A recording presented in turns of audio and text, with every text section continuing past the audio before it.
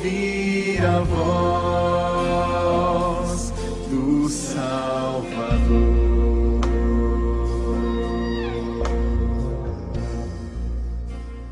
Salmo 77. Esse foi um salmo que falou meu coração há uns meses atrás, e nós já fizemos devocional dele no meio de semana, e eu queria partilhar contigo. Eu sabia que mais cedo ou mais tarde chegaria a hora de fazê-lo, e eu acho que agora é hora. Salmo 77.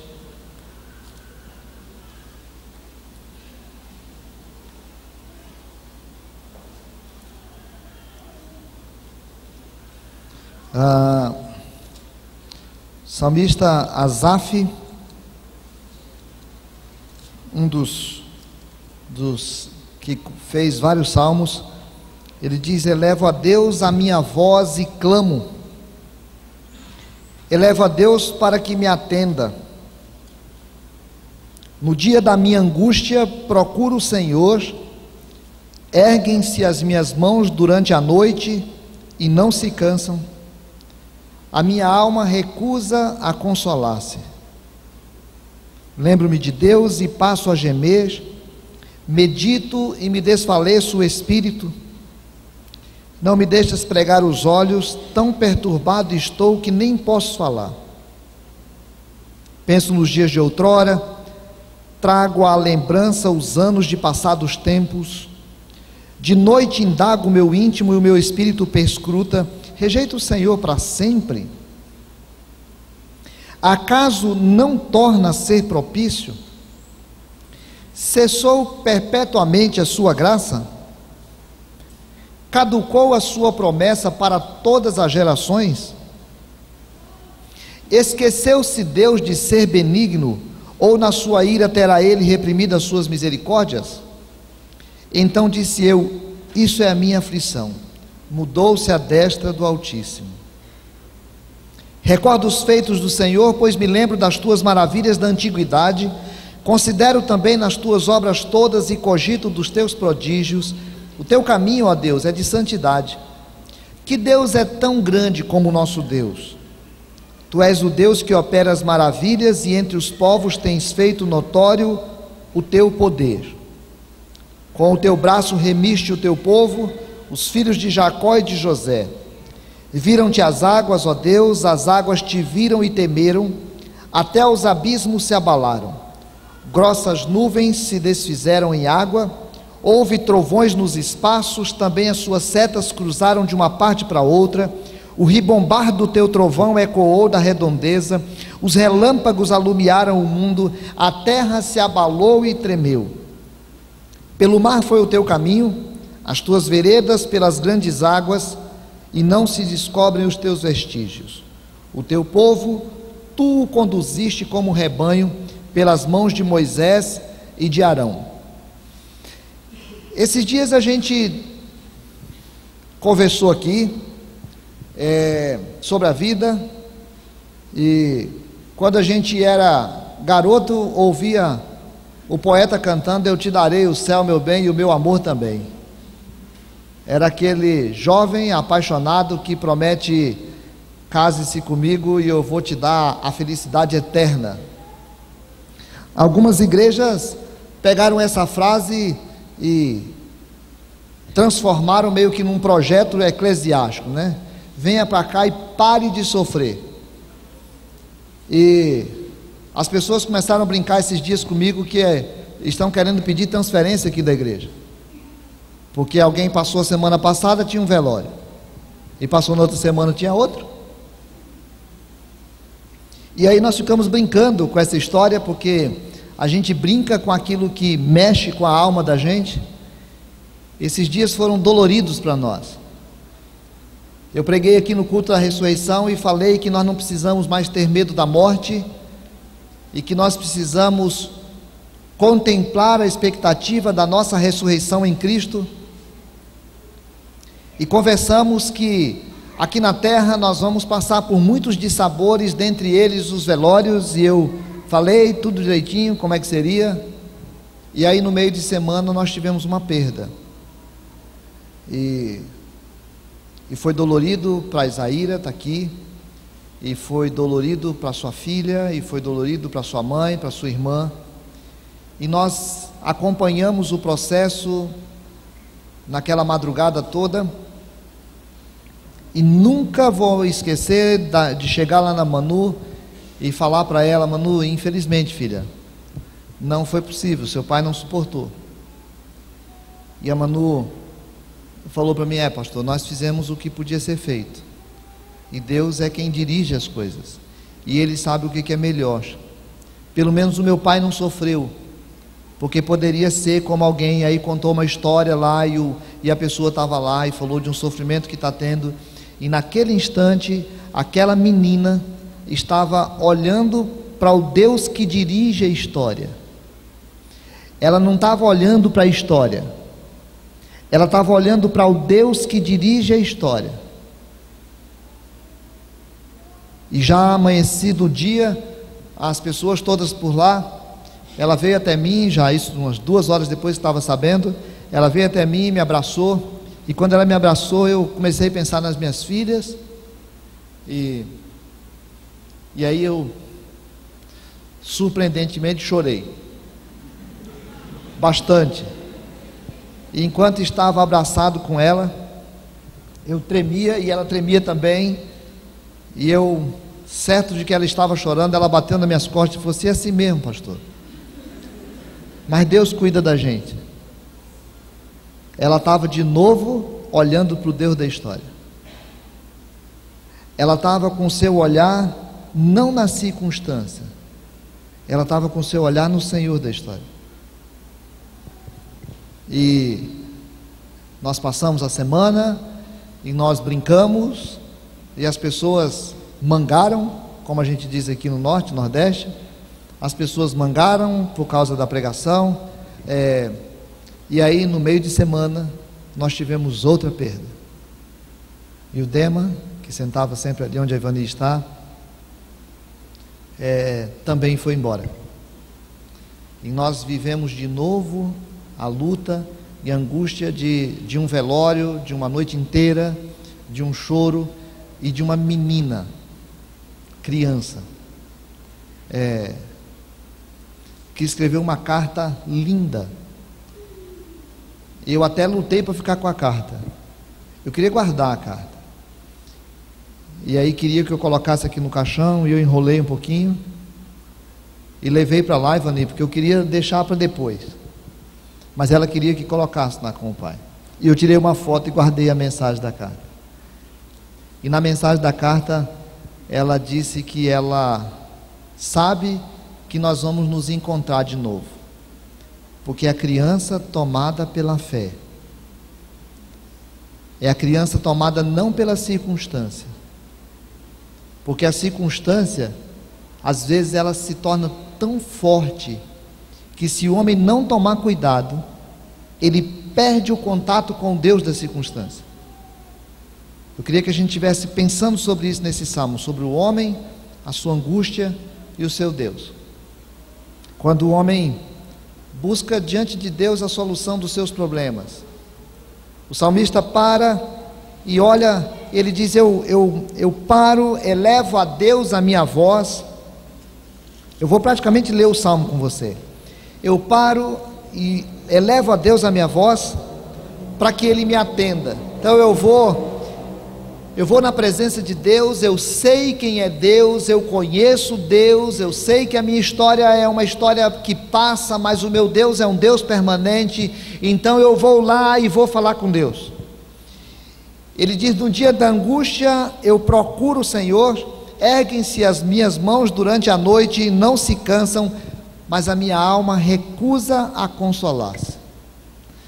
Eu fiquei lendo esse salmo e eu atendo algumas pessoas lá no consultório, e algumas pessoas são cristãs, e às vezes a gente tem a oportunidade até de refletir sobre o valor da palavra de Deus para ela, e aí a gente fica pensando dessa pessoa que faz da oração a busca da solução dos seus problemas, de parar depois de acontecer uma tragédia dessa, que aconteceu com a Isaíra e com a Ivani, E talvez procurar Deus à noite para dizer: Senhor, eu quero te procurar, eu quero ouvir a tua voz, eu quero que o Senhor fale comigo, eu quero da tua presença, mas a alma fica profundamente mexida, e o texto diz que ela insiste, que ela recusa-se a consolar. E aí a gente fica: meu Deus, mas o que fazer quando a gente procura, quando a gente ora, quando a gente fala, quando a gente pede, e parece que Deus não fala? E o que fazer quando a nossa alma tenta entender as coisas e não entende? E quando a história ela acontece com a vida do outro, a gente consegue compreender com muita facilidade, mas quando a história é com a gente, é difícil de compreender. Então, eu posso aprender a olhar para mim e aprender que eu posso procurar Deus na oração, mas eu tenho que entender que nem sempre a resposta vem na hora que a gente procura. É a hora que eu entro em contato com Deus e a minha alma não se consola mesmo tendo contato com Ele. Mas tem aquela hora que eu sinto pior, porque eu oro, falo com Deus, a minha alma não se consola e parece que piora, porque o texto diz assim: lembro-me de Deus e passo a gemer. E eu fiquei pensando: meu Deus, o que é esse gemer? E aí eu fui lá, e a palavra fala assim: quando eu lembro de Deus, eu passo como que chorar amargamente alto. O original dessa palavra dá a ideia assim: eu passo a orar amargamente alto. E aí me lembrei de Jesus lá no Getsêmani, o Jamson citou hoje aqui, me lembrei de Jesus lá no Getsêmani, quando disse que ele foi orar e a alma dele estava muito angustiada, e ele clamava, e do seu corpo saía como que gotas de sangue de profunda angústia. E aí eu fico refletindo sobre isso e pensando que estava aqui um homem vivendo a sua angústia, e ele diz assim: eu passo a gemer. E aí eu fico meditando e me desfaleço, o meu espírito fica enfraquecido, e aí eu não consigo dormir, passo a noite e não consigo dormir. Tão perturbado estou que não consigo falar. E aí eu fico pensando: meu Deus, será que é falta de fé desse homem? Será que a Ivani tem condição tem direito de passar por isso? A Isaíra tem direito de passar por isso? Você já passou por isso? De chegar uma noite inteira e ficar clamando a Deus, e erguer suas mãos para os céus, e falar com Deus, e buscar Deus, e parece que o espírito teu vai ficando cada vez mais enfraquecido, mais desfalecido, porque não percebe Deus? Elias clamou ao Senhor. Ele estava sozinho, triste. Parece que Deus não estava fazendo em Israel, parece que o povo de Israel todo tinha abandonado o Senhor, mas ele estava ali agora clamando dessa forma, desanimado, entristecido, porque parece que não tinha solução. A situação do salmista foi piorando, porque ele diz assim: eu vou lembrando dos tempos de outrora, trago a lembrança os anos dos passados tempos, de noite indaga o meu íntimo e o meu espírito perscruta, e eu começo a fazer perguntas terríveis, porque na hora da minha angústia eu começo a correr riscos. Quando eu fecho os olhos para Deus e abro o olho para as angústias, quando eu começo a olhar o sofrimento e começo a perceber a situação terrível que estou passando, e deixo de olhar Deus, eu começo a mudar a minha percepção de Deus, porque Deus não muda nunca. Deus continua sendo o mesmo Deus sempre. Deus não perde o controle da história. Deus não permite que alguma coisa aconteça que esteja fora do controle dele. Mas a nossa angústia pode transformar a nossa percepção de Deus, e o Deus que é permanente passa a ser impermanente à nossa mente, à nossa visão. E aí o salmista começa a perguntar: será que Deus rejeita a gente para sempre? Porque é assim que estou me sentindo hoje. Não estou conseguindo dormir, não estou conseguindo falar, não estou conseguindo ouvir. eu não estou conseguindo prestar atenção em nós. Será que Deus rejeita a gente para sempre? Será que Deus não torna a ser propício a gente? Será que Deus cessa a sua graça conosco? Será que caducou as promessas de Deus para todas as suas gerações? Será que esqueceu-se Deus de ser benigno? Deus agora não tem mais interesse por mim, Deus agora não olha para mim mais com benignidade? Será que na sua ira Deus tem reprimido as suas misericórdias? Irmão, tome cuidado, você ainda vai viver essa angústia ou outra angústia? Prepara o teu coração, porque você ainda vai viver essa angústia ou outra angústia. Tome cuidado. Pode ser que você já esteja vivendo uma angústia terrível hoje. Tome cuidado. Porque aqui na terra nós passamos por muitas provações. Porque o Senhor Jesus já disse isso para nós, e o Senhor Jesus nunca prometeu que nós ficaríamos livres dela aqui na terra. Isso é assim mesmo. Nós vamos ter muitas provações aqui na terra. Quando a gente se acerca da presença de Deus na nossa vida, quando a gente toma posse dessa misericórdia do Senhor na nossa vida, não é para nos livrar dos problemas, é para que nós tenhamos a força, a coragem, a fé, para continuar crendo, ainda que a figueira não floresça, ainda que os animais não deem leite, não deem fruto lá fora. Quando a gente busca a presença do Senhor, é para que nós encontremos força no dia da tribulação, porque no dia da tribulação a gente vai se sentir acolhido pelo Pai. Ontem nós vivimos um momento maravilhoso de comunhão, de oração, de carinho, de presença de Deus, e aí nós estamos recebendo a Edilene entre nós. Ela está aprendendo o que é família cristã, ela está aprendendo o que é carinho, e ontem era esse dia especial para ela. E aí alguém chegou para mim e falou assim: pastor, vai ter que conversar com a Edilene, porque o vô dela faleceu agora à tarde. E aí nós tivemos um momento depois do momento dela, onde nós sentamos e conversamos sobre isso, falando sobre a vida e o carinho, e ao mesmo tempo a dor que a gente tem de passar. À noite eu saí para uma outra programação. Quando voltei lá, a Lucilene, a nossa presidente, o Almir tinha saído. Na hora que eu saí, o Almir saiu, e depois, quando eu cheguei lá, a Lucilene estava lá, trabalhando e sorrindo, mas vivendo a luta da casa deles terem sido roubada lá. Hoje de manhã, quando eu vim aqui à igreja pegar o material que ia lá para o encontro, eu vi um caminhão parado ali, assim, atravessado ali na caúla. Eu fiquei pensando: meu Deus, o que foi dessa vez, né? E aí passei, estava saindo o Cristiano, o Gentil, e aí estavam falando que a Kelly e o Guilherme estavam juntos, né? A Kelly e o Guilherme o carro entrou e eles caíram, e a moto foi parar debaixo do caminhão. E aí eu fiquei pensando: meu Deus, poderia ter acontecido alguma coisa com eles também. E aí a gente para perguntar: e Deus? Onde é que Deus está no meio dessa história toda? Onde é que Deus está? E o salmista, que parou para olhar, que viu a sua angústia sofrer, ele olha um pouquinho e fala: cara, eu estou questionando Deus.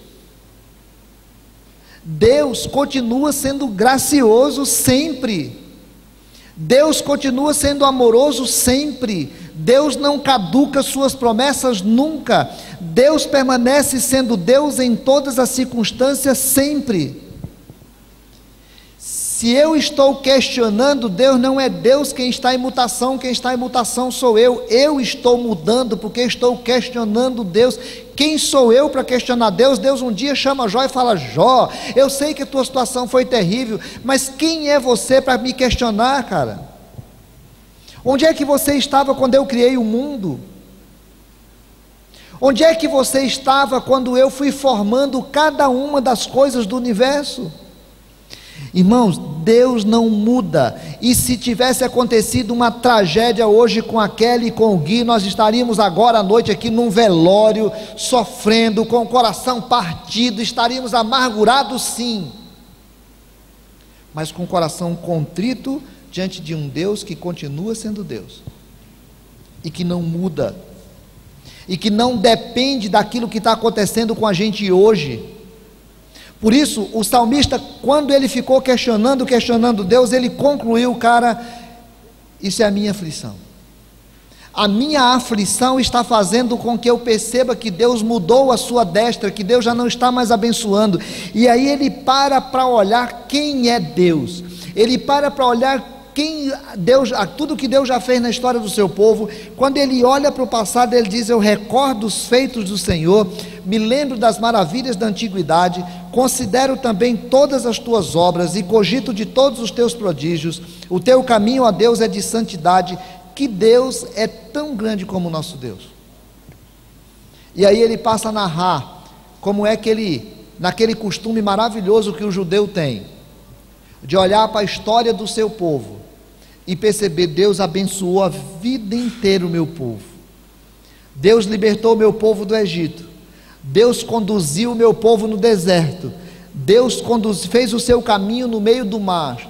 E aí ele passa a ver Deus na natureza, na chuva, no relâmpago, no trovão. Ele começa a parar para olhar a grandeza de Deus, para olhar a soberania de Deus, para perceber Deus e entender que a sua aflição não mudava Deus, mudava a sua percepção de Deus. Eu queria que a gente terminasse essa reflexão prestando atenção em Romanos capítulo 8. Romanos capítulo 8, o Senhor diz assim: olha, você não tem mais condenação, você agora é meu. Você que está em Cristo Jesus, toma consciência que você é meu. Não existe mais condenação, não existe mais separação. O meu amor está sobre a tua vida. O meu amor está sobre a tua vida. O meu amor está sobre a tua vida, Vani. Meu amor está sobre a sua vida, Isaíra. Meu amor está sobre a sua vida, Paizinha. Meu amor está sobre a sua vida, Ninho. O amor de Deus está sobre a nossa vida, irmãos. Essa é a nossa propriedade maior, esse é o nosso bem maior. Nós podemos passar por todo tipo de sofrimento. Em Romanos 8, capítulo 18, vai dizer que todo sofrimento que nós passamos aqui na terra não é nada diante da glória que nós vamos receber um dia, porque nós estamos vivendo no tempo da expectativa de toda uma criação que está esperando a redenção.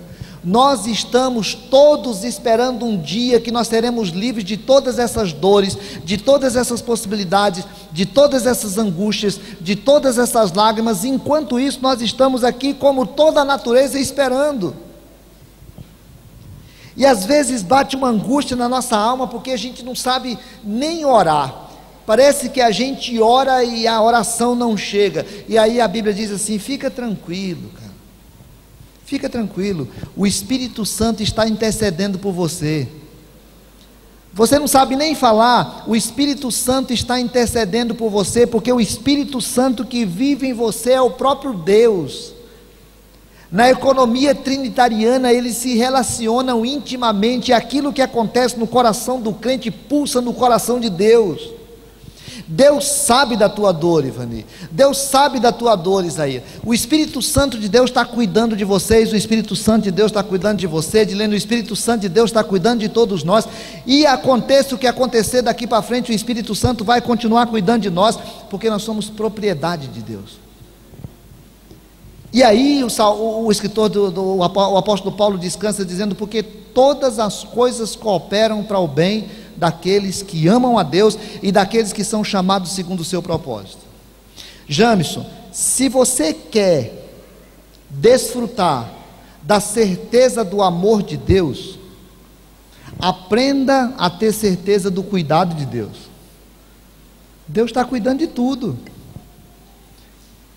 Aquilo que acontece hoje é porque Deus está no controle da situação e a gente não sabe o que aconteceria se aquilo não tivesse acontecido hoje. A gente não sabe o que aconteceria.